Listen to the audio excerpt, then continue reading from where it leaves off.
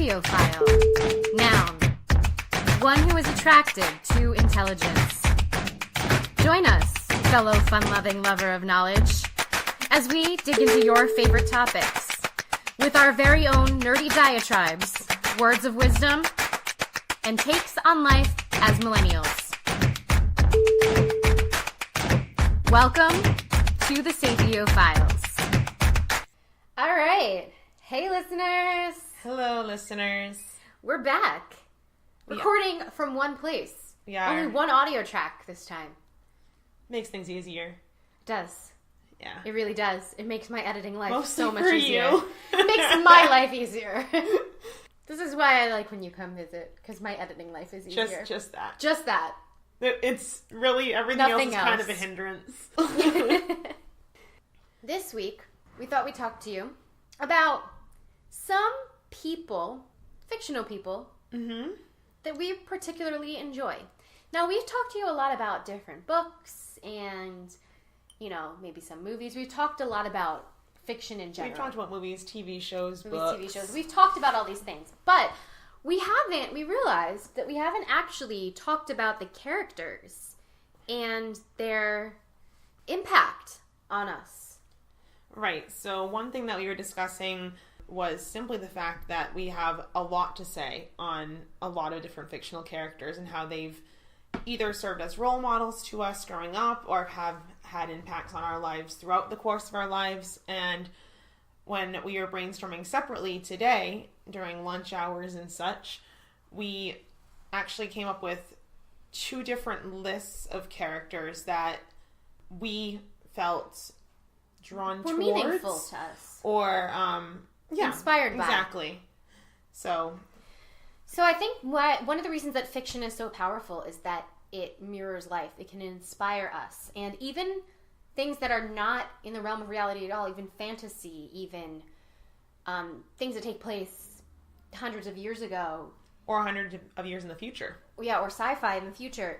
Even things that mirror our lives in very few ways in the actual circumstances, these characters have qualities that teach us important lessons. And, I was actually reading a book recently about teachable virtues and, what kind of virtues you can teach your children or your students or anybody that you're passing along wisdom to. Mm-hmm.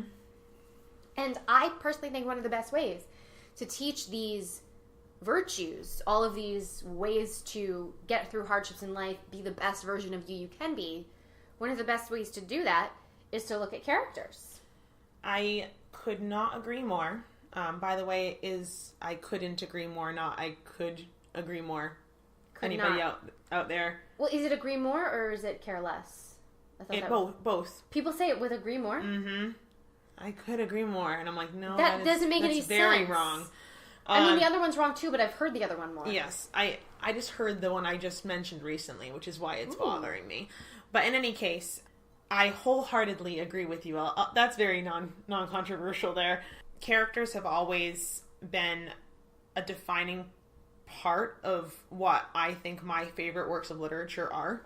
Absolutely. As well as favorite movies and favorite TV shows. I feel that anything that's character-driven, anything that has characters that I connect with on any level. They could be characters that in general I don't particularly like, or those that I feel like I don't have a ton in common with, but if they go through a situation that I connect with, even something as small as that can make me feel, find a better understanding of myself and the world around me. Awesome. So. And when you write, you also write from a character first perspective, don't you? Yes. I do. And I promise everybody I will get more articulate as this podcast goes on. I feel like my words are failing me right now. As you drink more wine, you will get more articulate. I know, it's like... No, you do sometimes, though. I do. That happens. But yes, as a writer, I also rely very heavily on character development. It is an important piece. It is. So, some of our favorite fictional characters either inspired us as children or continue to inspire us today and inspire us in our adult lives, the way that we function, or inspire us to continue to teach these skills moving forward. Exactly. So one thing I found interesting when Chelsea and I were comparing notes this afternoon before the podcast was that I kind of took a spin on this brainstorm as fictional characters who I looked up to growing up. Mm-hmm. So all the characters that I chose to talk to all of you about tonight all impacted me in some way as I was growing up to age 13 or 14. So there may be some surprises in there that you didn't expect to be in there. There may be some missing that Chelsea will have in her list that you thought, hearing all my previous talks and podcasts, were going to be in there. But I promise that these are not the only ones that impacted me, but they're the ones that when I was brainstorming characters that had a lasting impact on who I became as an adult, these popped out in my head as, ones that really touched my heart as a kid. So, awesome. And mine were a bit different. So my list was just characters that I think teach valuable lessons in life. So they are characters who I've learned something from, or I believe that can teach others a valuable lesson. So these are our characters. Some of them are not going to be a surprise. Some might be a surprise. And I also wanted to point out that on my list, I don't know why I did this. I'm going to give a shout out anyways to, so my list you'll find is all women. I didn't do that on purpose. They just happened to be the characters that I came up with that really played a role in shaping who I was as a child and later as an adult. But in saying that they're all women, I'm going to give a shout out to my favorite podcast, Harry Potter and the Sacred Text, which is produced by Ariana Nettleman and then given in podcast form by Vanessa Zoltan and Caspar Turkile from Harvard Divinity School. And anybody that hasn't looked it up definitely should.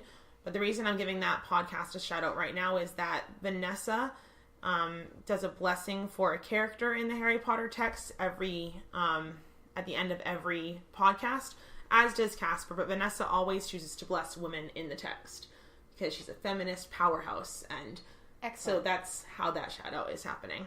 But anyways. Well, speaking of Harry Potter. Okay, let's go. My first inspirational character is, no surprise here. I have our good friend, Hermione Granger. We love her.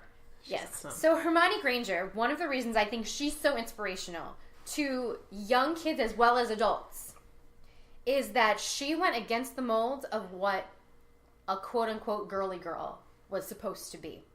She showed brains, she showed bravery, she showed strength. In traditional gender norms, they tend to have the girl character in a group of guys be the one who's like, well, help me figure it out. Daphne. I don't know. Yeah. In Scooby-Doo. Yeah. Oh, I don't know. Help me figure it out. And I'm scared. Can you do this for me? Hermione was a go-getter.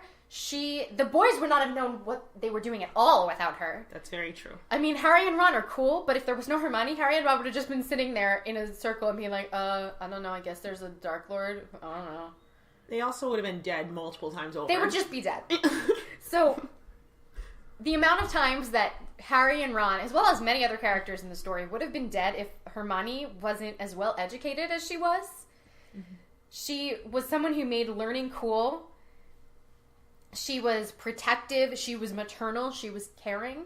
She fought for everybody that she cared about, and even some that maybe weren't her favorites. She fought for what was right. So she went against the traditional girly girl. And not that she wasn't girly at all. Like, I always thought that scene was really funny in the fourth book where Ron's like, you look like a girl. And she's like, yeah. Yeah, when she's in the ball gown. When she's with Victor Crumb. When she's with Victor Crumb. Or when he's like, hey, you know what? You're a girl. You could go with one of us. And it didn't occur to him that she's a girl. It did later, clearly. Right. But I really love some Hermione. So anybody that wants to read about what Chelsea just said in more detail can look at my master's thesis. You can. It's an analysis of the intellectual girl in young adult fiction and how that character type has allowed for a break in stereotypical gender roles. And that's basically what Chelsea gave an overview of. So, you can, after you finish reading her novel, read her master's thesis. If you want to. Feminism. Harry Potter. Yeah. Anyways. So, would you like to share one of your characters? Yes. So, I was going through, and the first person that I thought of right away, and I will refer to them as people, because to me, even though they are fictional, they are real in my heart and in my head, and they've helped me get through some really tough times and also helped me grow. So the first person I thought of was Anne Shirley, or Anne Shirley Cuthbert. Well, soon to be Anne Shirley Blythe, depending on how far you are in the series. But from Anne of Green Gables by L.M. Montgomery. And I have one of her quotes that I'd like to share, and then I'll share why I feel so connected with her. So, in the novel, she says, "Kindred spirits are not so scarce as I used to think. It's splendid to find out that there are so many of them in the world." So one of the reasons, I'm going to say 3 of the reasons that I feel so connected to Anne are that she's imaginative, fiery, and optimistic. And anybody that has read the Anne of Green Gables series knows that Anne Shirley was an orphan who was put in several orphanages and group homes before finally being adopted when she's 11 years old. She lives in a ton of horrible situations where she's basically treated as a servant girl, where she depends heavily on her imagination and optimism to get her through the toughest times in her life.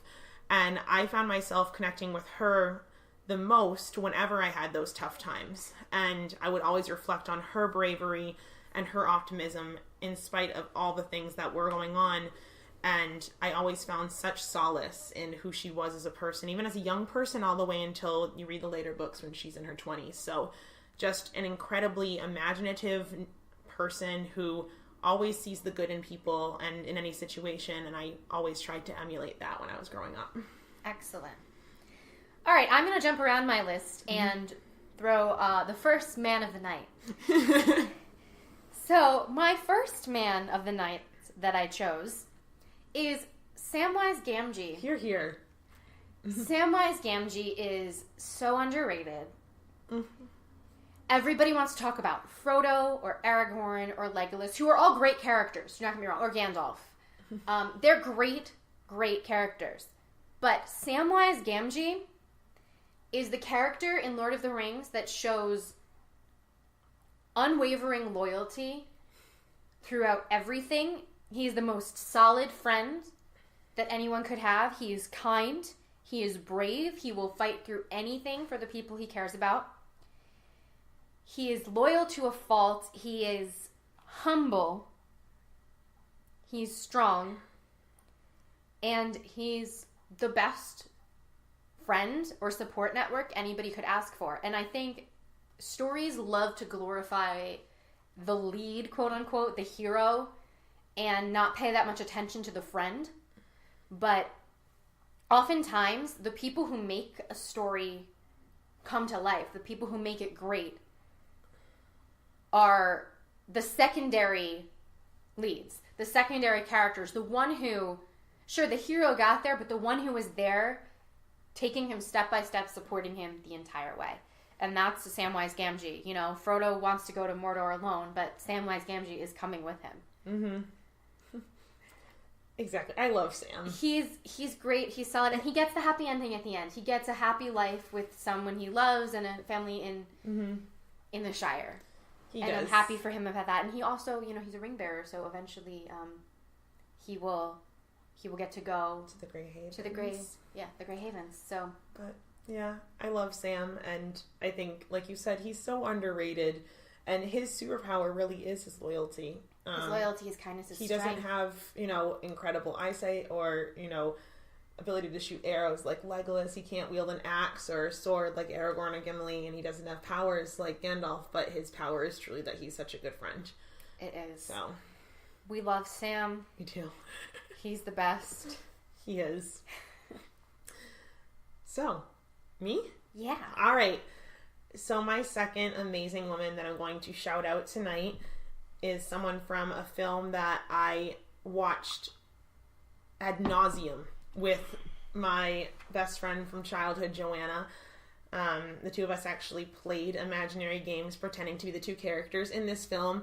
and I actually made Chelsea watch it later on. It's a good movie. So this character is named Jodie Salerno, and she is one of the two heroines in Gold Diggers: The Secret of Bear Mountain, which was a Disney film starring Christina Ricci and Anna Chlumsky. So the character Jodie, the reason I like her so much, and I'll give my 3 adjectives again, is she's adaptive, tenacious, and resilient. Jodie, again, I feel like I have a lot of characters who had a not so great home life thing going on, but Jodie Salerno grows up with a mother who is her father dies when she's very young, and her mother becomes an alcoholic and ends up dating a man who is physically abusive towards herself and her mother. And Jodie ends up, rather than just caving in to all of this pressure, ends up finding strength in connecting with nature and going on adventures. And she's very tomboyish, and she always comes through for her friend Beth, played by Christina Ricci, and then Beth in turn becomes her closest friend and ally and ends up rescuing her at the end from her terrible situation. So I love the fact that even at a very young age, because the women in this film are portrayed to be 12 or 13 years old, that they both were incredibly supportive of one another. But I connected with Jodie because she was that tomboyish person, and when I was growing up, I was very tomboyish. I liked adventuring. I still do. I had my hair cut like Joan of Arc. Like I always wanted to climb mountains and go on boat rides and everything. So I connected with her, not just with her interests, but also with her strength, and it's strength that I always wanted to show in my own life, and resolve that I continue to try to show whenever troubles come my way. Very cool. All right. My next pick was Matilda. Yeah. Matilda Wormwood from Matilda, the book and the movie. She's such an interesting character. She was very inspirational as a child, but she's such an interesting character to anyone of any age because of what she learned, what she stands for, and how that type of view of the world can help change things. So Matilda is incredibly creative. She's incredibly intelligent. In fact, when she's super, super young, she figures out how to read by herself. When she's, I don't know, what is it, like 2? Something really, really young. She figures it out. No one teaches it to her. She's very, very intelligent. She has this positive view of the world, even in light of the negative circumstances in her life. She has crazy parents. They're nuts in the movie. They're Danny DeVito and Rhea Perlman, which is, they're great together. Obviously, they're together, but they're just hysterical. But they're terrible, terrible parents, and they don't get her at all. And she has a terrible authority figure at her school as well. So the Trunchbull. Oh, Trunchbull. She does have one good teacher though, so that's good. But she has a lot of outside forces that make her maybe be someone who wouldn't be as optimistic, but she remains optimistic to the point where she creates magic with her mind, with her beliefs, with her heart. She's able to create literal magic, and obviously it's a fantasy, but her optimism allows her to do that. And she is the one who taught us, I think her biggest lesson is that adults do not know everything, books do. I love that. So she learns pretty quickly that there's that whole line where, like, adults make mistakes, or children can punish their parents. Yeah, it's a person could be punished. Yeah, she said that her father made gave her an idea or a truth. He didn't say a child can be punished. A person should be punished. A person can be punished when they do something wrong, and right. So that idea that no one really knows everything, even the most educated person does not know everything, and people can be wrong, and no matter their status, where they are in the world, they could be the most powerful person in the world. They can still be wrong. Just like the most, I guess, the tiniest person in the world, whether like maybe a 2-year-old might be speaking a bigger truth than someone who might be like 65 at any given time. It helps us to recognize that the truth and the goodness can come from anyone, and it has nothing to do with your status. or who you are as a person, in terms of your position in life. Yeah. And that was repetitive. It's okay. No, that's okay. I feel like I've repeated a few of my vocabulary words in this podcast, but that's all right. All good. So, teaching me to be courageous, selfless, and loyal is none other than Fa Mulan from Disney's Mulan. Who is that girl I see? Exactly. Staring straight back at me. Okay, go ahead. Kind of along the lines of that person that decides, oh, Chelsea just sang the song, but decides that maybe she doesn't fit into exactly what society wants her to be, but she soon comes to realize through her need to save her father from almost imminent death if he goes to war, and through her selflessness, that she doesn't need to conform to society's demands of her in order to be exactly who she should be. She must be swift as the coursing river. She must be. With all the strength. Raging fire. Yeah. By the way, when I listen to that song, if that comes on my iPod, I play it like 3 times. River. It's also one of my biggest like so pump up much songs. Fun. Pump up songs for workouts. Be a man. But she's awesome.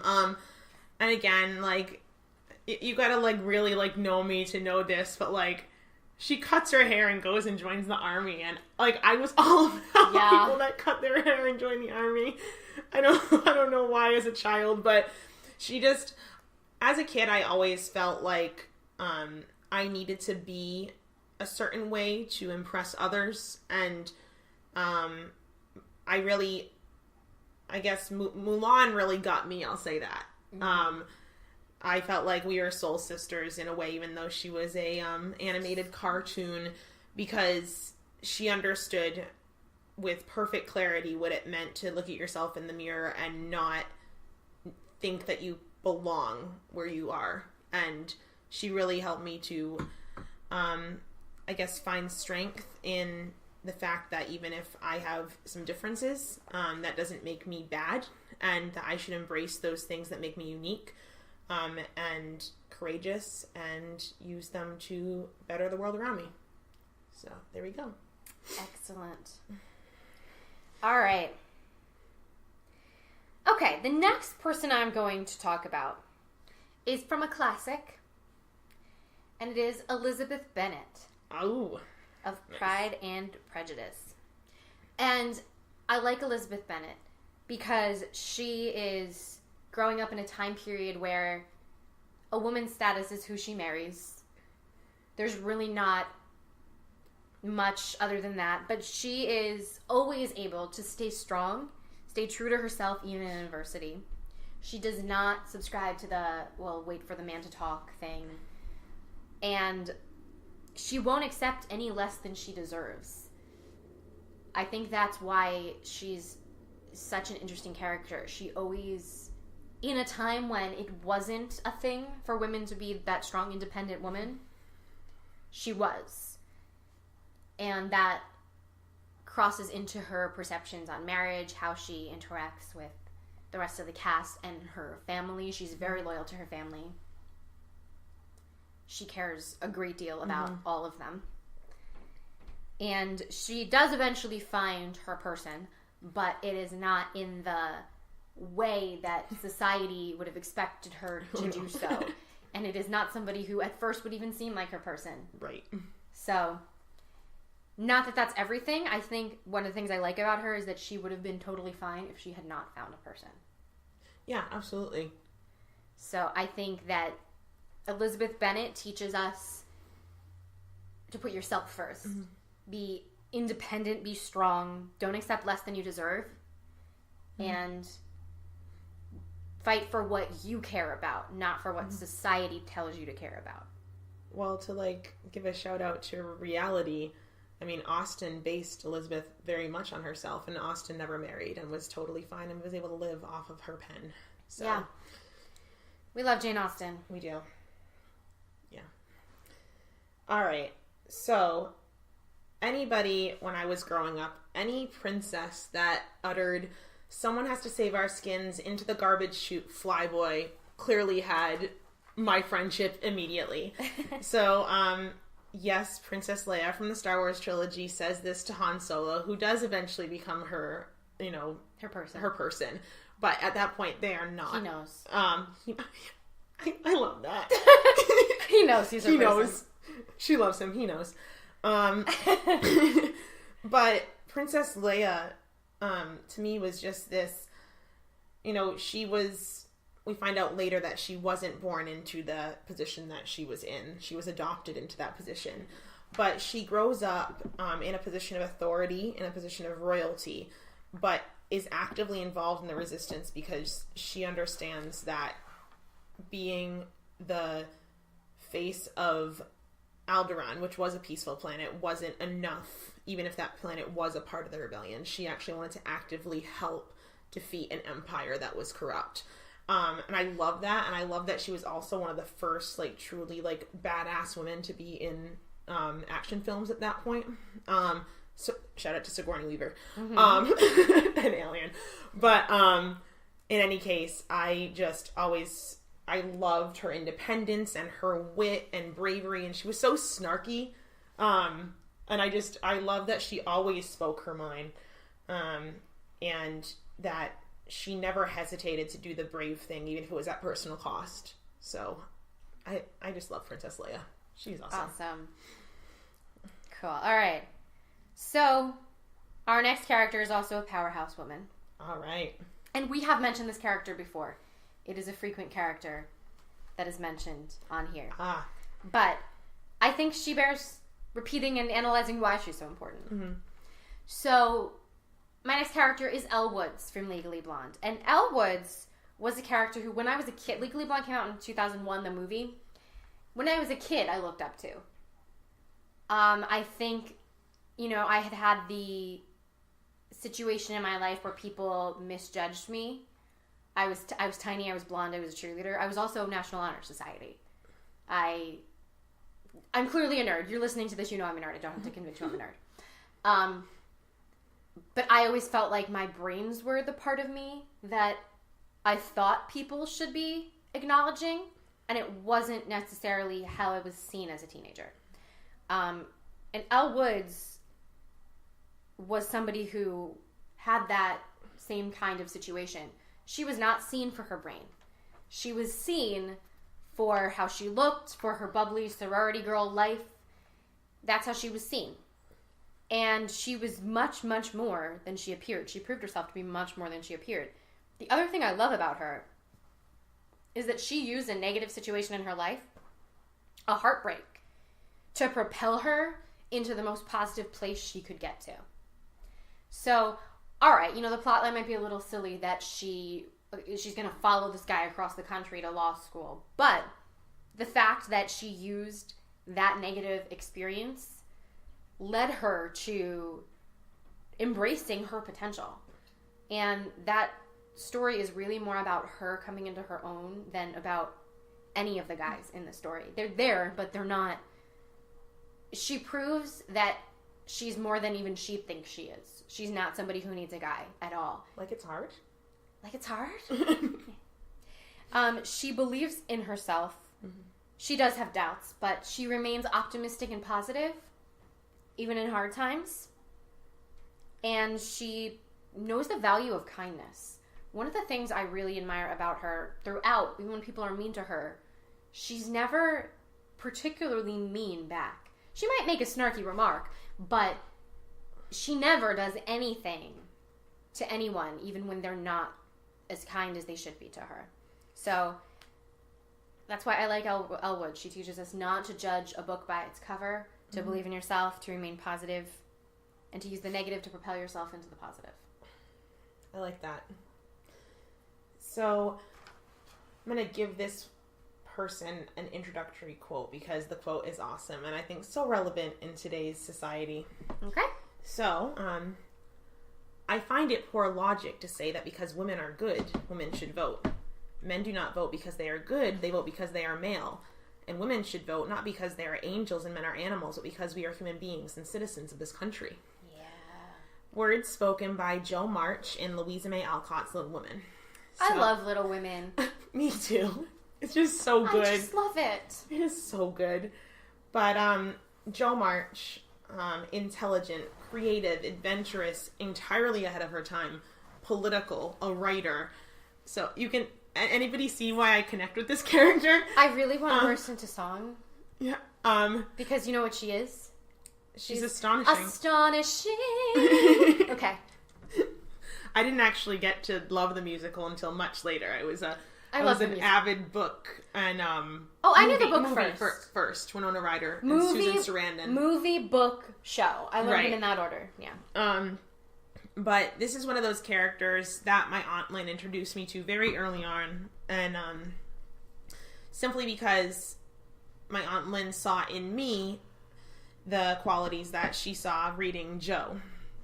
Her commitment to fighting for her rights, the rights of all women, the rights of her family, how she was incredibly intelligent and didn't mind speaking her mind when she wanted to. She even openly tells Laurie, who is the very wealthy boy across the street, that she hates him because he gets to go to college and she can't. Mm-hmm. And I mean, she moves to New York, as a woman by herself at a time that was not normal. This is just right after the Civil War is over.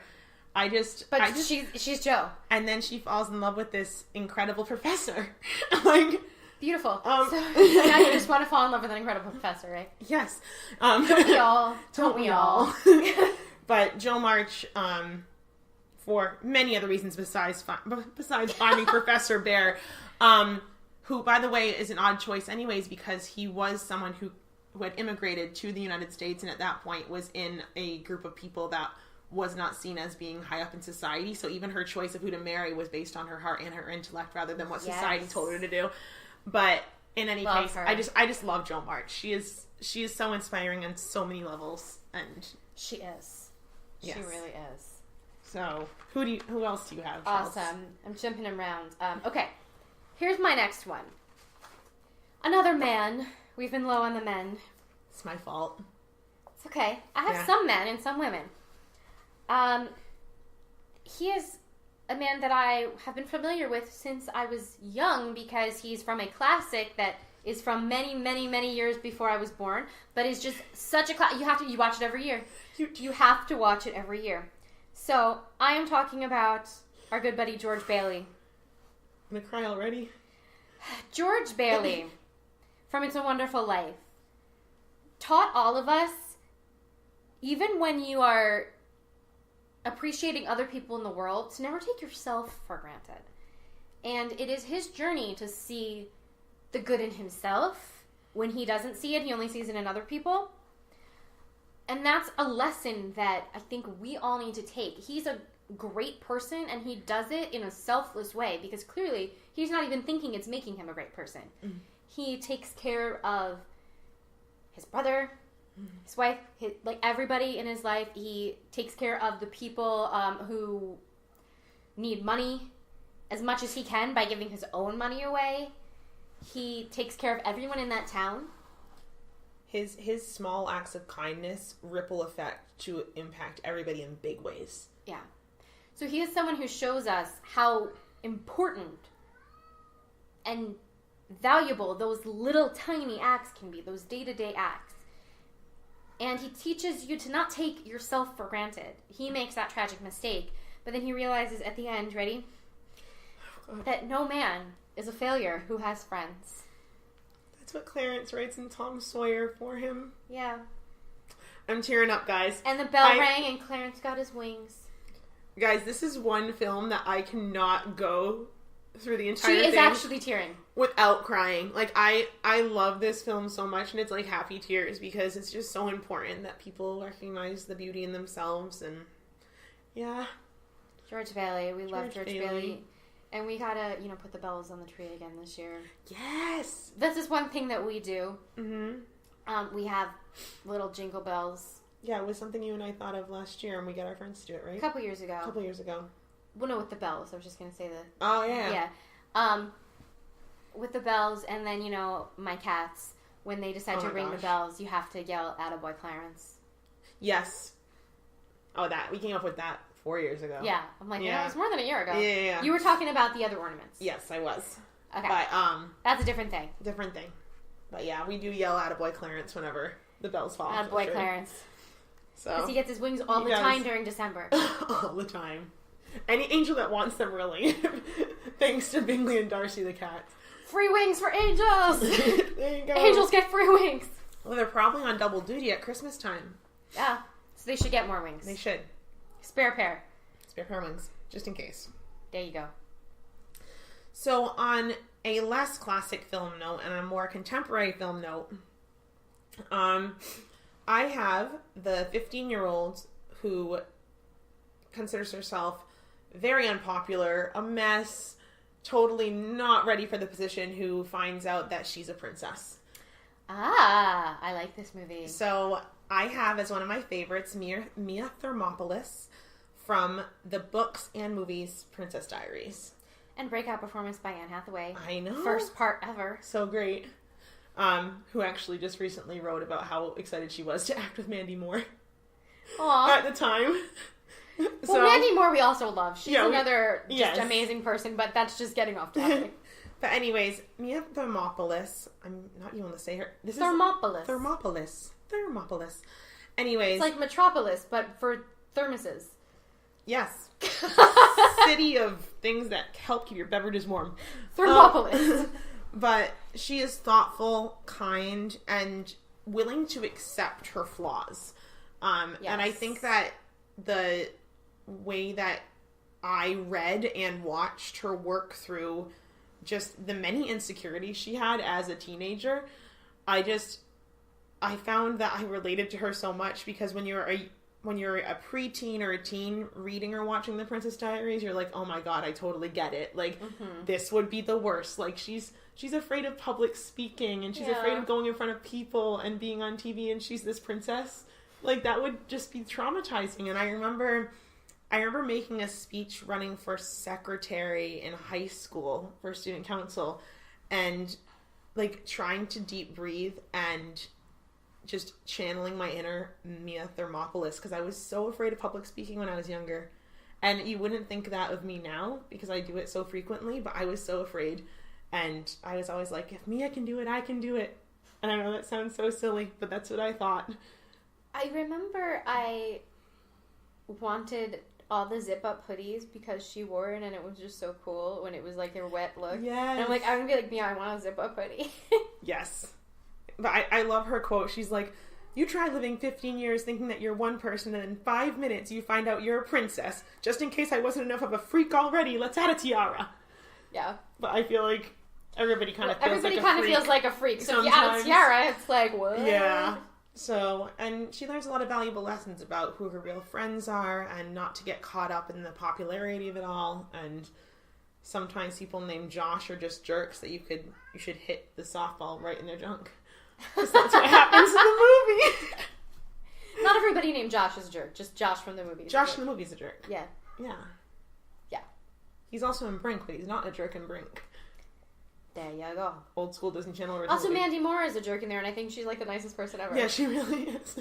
I guess they were very close friends on set too, even though Mandy Moore was a jerk in the movie. Mandy Moore, she's cool. She should get, well, I know they already had it, but they should get an Emmy for This Is Us, that whole death scene. Oh, God. So good. I know we're off topic, but she's just so good. She's so good. So anyways, yeah, both of those actresses did phenomenally well for themselves. They did. But in any case, yeah, Mia Thermopolis. I will get it at that Thermopylae. Yeah, but there we go. Mia. Princess Mia. And there you go. Okay. I'm actually going to do one that I didn't check off, but I feel like doing it. Ooh. Okay. What one? So maybe we're not all familiar with this character. You may or may not be. But one of the characters that I wrote down and then was like, I don't know if it's in my like top 6 or 7, but then I want to do it now, is Kim from Miss Saigon. You may not know her, and that's okay. Miss Saigon is an epic musical, and it's based on Madame Butterfly, the opera.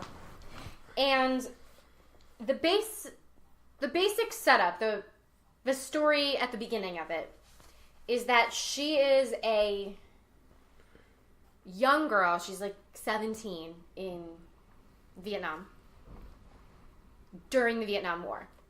Meets an American soldier. They have a relationship. He wants to take her away from the oppression in Vietnam. Ultimately, when Saigon falls, they get separated. He gets taken back to America, and they can't find each other. This is before Facebook, you gotta remember. So they have no way of contacting each other. So you realize later on that she is there. She is in Vietnam alone with a kid. So she was pregnant when they got separated. And at that time, half-white children were less than nothing. Even less than how she was treated as a woman. They had no future there. And she is young. She is maybe 19 during the bulk of it because she has a tiny kid. She is fiercely protective of her son. She will stop at nothing to protect him. She makes the best of her situation. She provides as much as she possibly can for him. She doesn't let it keep her down. She takes that terrible situation and is able to become stronger, become this powerful, protective, beautiful, strong woman from this. And without giving away the end, she really does stop at nothing to protect her son. So she is able to get her son the life he deserves at any cost. And I think that while going to an extreme of forgetting about your own needs is not necessarily always a good thing, I think it is incredibly powerful when you can have a young person who is able to step up to that level, be that strong, and protect someone that much. And I think that she teaches us that no matter what hand life deals you, you can make the most of it, you can be strong, you can rise, and if you are persistent enough, if your mind is focused on what you need enough, you can make anything happen. And I think she's a really inspirational character for that reason. Miss Saigon is based off of Madame Butterfly, correct? Yes. The opera. So if anybody's seen Madame Butterfly, the opera, same plot line. Mm-hmm. Loosely. Mostly, they yeah. take some liberties, but... Yeah, it's pretty similar. But, yeah. So good segue, not with a mother and son thing, but with someone who's very young, being fiercely protective and overcoming obstacles to become a stronger version of themselves to protect someone they love. The other half of the Kayla's master's thesis dynamic duo of Hermione Granger and Meg Murray. So Meg Murray is my final of my top 7 fictional characters who influenced me when I was a child. She is the leading character in Madeleine L'Engle's A Wrinkle in Time, and later appears in the second book, A Wind in the Door, and in the third, A Swiftly Tilting Planet. So we learn, I'm not sure, a lot of people have read A Wrinkle in Time, but it's a book with many, many levels. There's science fiction, time travel, family, love is a huge theme in it, as well as faith and spirituality. It's, Madeleine L'Engle was hugely spiritual herself, and Meg is just someone that I connected with because she was someone who, like me at Thermopolis, thought that she was entirely invisible and not important. She has a gorgeous and brilliant mother, a brilliant father, who both of whom are scientists. The father is missing at the very beginning of the book, and part of her quest is to find him.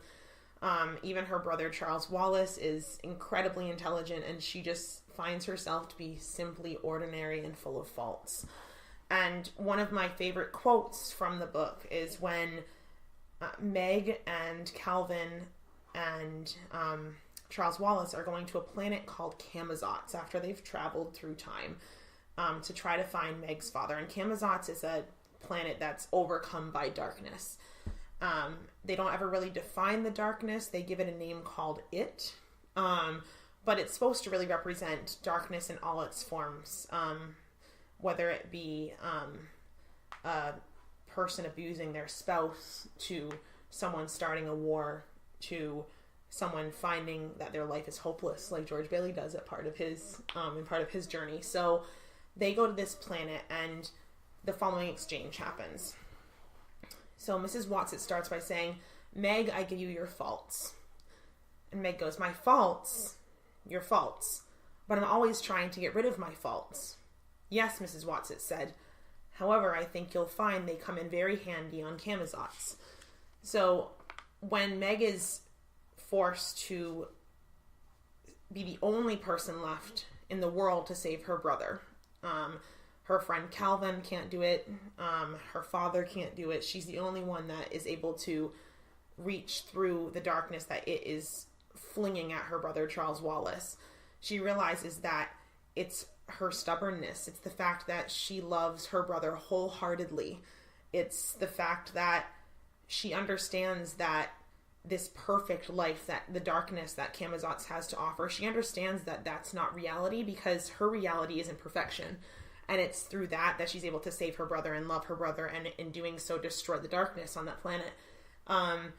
So I just felt that a character growing up that I could look up to, who embraced her faults in order to be protective, who was perceptive of the needs of those around her, and who was open to learning more about herself as the book series goes on, but chiefly in the first book, was someone that I absolutely wanted to emulate growing up.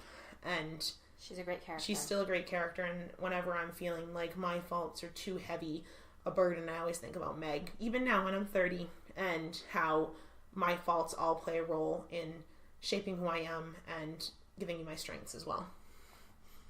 Nothing is only a fault. There's positives in everything. Mm-hmm. All right. So, final character is one that I don't think typically gets recognized in the list of inspirational characters. People tend to overlook him. And this character is actually Forrest Gump. Mm. He's different than the typical inspirational character. He's not the most brilliant, the bravest, the strongest. He's not somebody who is fighting the hardest challenge in the world. But Forrest Gump is such an inspirational character for a few important reasons. He remains pure-hearted in his hardship. He goes through a lot. He's in war. He sees people die. He has issues with other people in his life. He sees quite a bit of death. Mm-hmm. He sees injury. He sees people falling apart, losing themselves. Mm-hmm. He remains pure-hearted and optimistic, regardless of all of it. He believes he can succeed. And that is the primary reason that he does. He lets nothing, not even his deficits of intelligence and ability, stand in his way. So this is a very valuable lesson, because we all have something that is a deficit in our life. We may not have mental challenges. We might not have a below average IQ. Or you might. Mm-hmm. But we all have something that is our kryptonite, I guess. And it might be something that we silently struggle with. It may be something that other people hardly ever see. Yeah, even someone who looks like the most perfect person, I guarantee they have something. Mm-hmm. We all have something that is our thing we have to fight through. And too often, I think we let the belief that thing, whatever our thing is the belief that that's all empowering and that it's going to control everything, we let it stop us from succeeding. But it's not because it stops us on its own, it's because we let it. And Forrest Gump had below average intelligence, below average abilities. He physically didn't have the same capabilities in a lot of ways. There was a lot that he really struggled with in life. He's not somebody that anybody would look at and say that's a privileged person. Mm-hmm. But he was. He made a life for himself where he was able to influence important people. He was able to do the things that he wanted to and needed to do in life. He was able to be there for the people in his life. And that, I think, is so powerful. Forrest Gump teaches us that whatever your cross to bear is, it's only too heavy if you make it too heavy. Mm. And I think that's why he's so powerful. I love it. All right. I love Forrest Gump. I guess because I was very, very female heavy, I'll give my honorable... They're not honorable mentions. They're of equal, but they're people that I was definitely influenced by from the sex other than my own. But Atticus Finch, Aragorn, Will Turner from Pirates of the Caribbean, Calvin O'Keefe from A Wrinkle in Time, Gilbert Blythe from Anne of Green Gables, George Bailey, of course, just to name a few. And of course, characters like Hermione and Katniss Everdeen, you know. They're the thing about this podcast is Chelsea and I could probably go on for like 5 hours talking to you guys about all these. Literally, I wrote down 20 before I decided which ones I was doing. And I think the most important thing to take out of this is that, what's that quote? It's a Harry Potter quote. When Harry goes to Dumbledore, is this real? Or is it just happening inside my head? And he goes, of course it's happening inside your head, Harry. That doesn't make it any more real. But why on earth should that mean that it isn't real? Yes. That quote I actually know really well because I've seen it used in a lot of different contexts. Right. Yeah, so it's at the end of book 7. Is this real or is this all happening in my head? That's what Harry says. It's in the part where he is in King's Cross Station at the end of book 7 when we don't know his fate yet. And Dumbledore says, well, of course it's happening in your head, Harry, but why on earth should that mean it's not real? Perfectly quoted. But I think that quote was important to bear in mind here that, yes, these are fictional characters. These are characters that were created out of the minds and imaginations of some of our favorite writers and screenmakers and directors, producers. But that doesn't make them any more real to us. Any less real to us. Any less real. Oh my god, I just did the thing that I hate. Any less real to us. Clearly, I'm tired. It's okay. Have more wine. No. Maybe later, after we're done recording.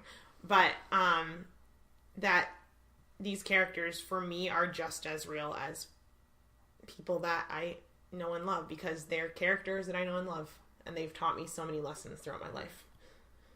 So they have. All right. Well, thank you for joining us for our favorite fictional characters and the lessons they teach us. And you know what? If you have a fictional character that you were inspired by, we would love to hear about it. There are also tons more, like Kayla said. Right. We could go on and on and on. But if you have somebody who is just your person that inspired you, we would love to hear it. If you don't know all of these characters that we mentioned, check them out. Check out the movies, the books, the shows. They're great characters. And especially if you have a book or movie or TV character that is little known by most of the world, please let us know, because we'd like to read about them. Absolutely. Or watch them and learn their stories. So we're always looking for a good new book or TV show or movie to watch / read. Thank you to all of you, and we'll be back next week with an October-esque topic. Perhaps. You'll have to see. Yeah. Maybe a little spooky. Something wicked this way comes. Yeah. Double toil and trouble. Come on.